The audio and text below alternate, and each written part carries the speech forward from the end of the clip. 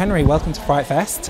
How's the experience been for you so far? FrightFest is insane. I am loving it. It is probably my favorite festival experience. The programming, the curation, everybody, it's just been awesome. And I hear Wolfman's Got Nards has gone down really, really well. What kind of reaction have you had since it screened earlier? Disbelief, a dreamlike state, if you will, surrealism.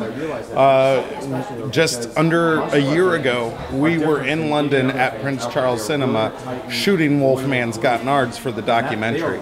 And here we are at the same theater screening it for FrightFest. I don't know if that many people get that opportunity.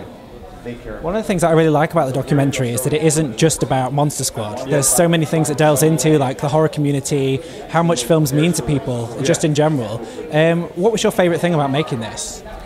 My favorite thing about making it is hearing how movies inspire people. I'm a nerd. The reason why I got together with this film with Andre is because I grew up on Monster Squad and many other horror films. Monster Squad is the reason why I picked up a camcorder and started making films when I was a kid. And now here I am making a documentary with the Monster Squad. So hearing why, I mean, imagine being that kid that goes down the high school halls and people are like, dude, why do you like movies so much? You treat them like they're extended members of your family.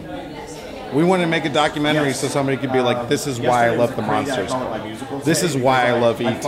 This is why I love cinema. This is movie magic. And this is why we need to go to a movie theater and share the movie experience together. And why do you think it is that horror seems to really resonate with people? It particularly resonates with people that feel that maybe they've been an outsider in life or misunderstood. Why do you think that is? I think the reason why people love horror is the metaphor. Horror movies can get away with making some of the most political statements, one of the most personal statements, and they can do it in a creative, interesting way while sharing nightmares and dreams. And is there any story that you've heard over the course of making this documentary that's really surprised you? Yeah, there is.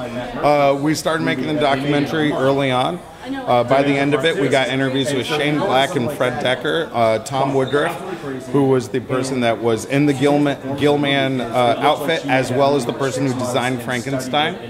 And while that was happening, a movie was starting to be made.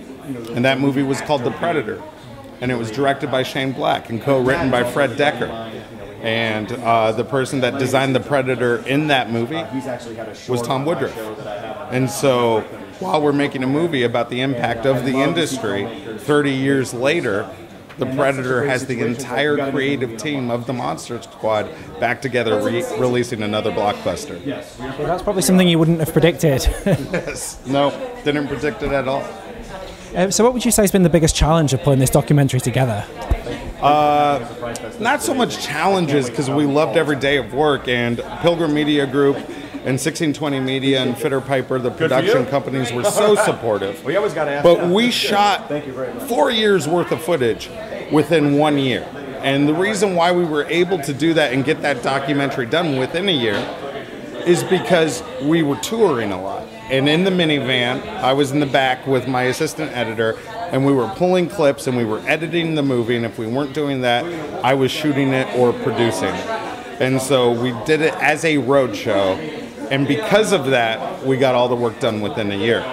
Now, I have to say everybody that was working on the film was a fan of the Monster Squad, so it never felt like a day job and it never felt like too much work because of how passionate we were. Yeah, I really need to see Monster Squad. I've not seen it yet, but after watching this documentary, I'm like, I really need to get this film. Yes. You saw the documentary? Yes. Okay. And did it work for you without watching the Monster Squad? It did. I found it interesting because I'm a lifelong horror fan. Yeah. So I've been part of this community. I understand this community myself. So I really resonated with that part of the impact that it's had on people. Yeah. And I like the fact that although the gateway into it is Monster Squad, obviously, that's not really what it's about. Yeah. That's the most rewarding film of screening the movie, is people that have never seen the Monster Squad watch it and they come up afterwards and say, I laughed and I cried. And the fact that we were able, hopefully, if we did our job right, channel into something where people could just resonate with it because they love movies as a whole, means that we did something right. So my last question for you is, as we're at FrightFest, what's your favourite horror film of all time and why? My favorite horror film of all time is The Shining, and this is a funny story. The reason why I love The Shining so much is because I grew up in Anchorage, Alaska. There's a lot of snow outside in Alaska. I was out sledding with my friends, and my friends and I came into the house, and we looked up the staircase, and there's my mother standing like she just saw a ghost, pale in the face. And I'm terrified. I'm like, Mom, are you okay? She's like, yes, son. I just watched a movie. And we're like, oh, thank God. Wait, what movie did you watch? She said The Shining. And we were like, that sounds awesome. Can we watch The Shining? And she said no. And I said, why? And she said, because I'm worried you're going to think your father is going to kill you. And from the moment she said that, my friends and I were like, we have to see this movie. So it was a 2-week heist, if you will, an operation of us trying to find the tape. And when we got our hands on the tape, we watched that movie, The Shining, and for the rest of the winter season, I thought my father was going to kill me. He's a great dad, but The Shining made me terrified. You didn't see any creepy girls holding hands and singing anything? None of that. Just my imagination working after being impacted by a film. Brilliant. That's all my questions for you. Okay. So, nice to meet you. Very nice to meet you. And congratulations on the documentary. Thanks so much. Thank you.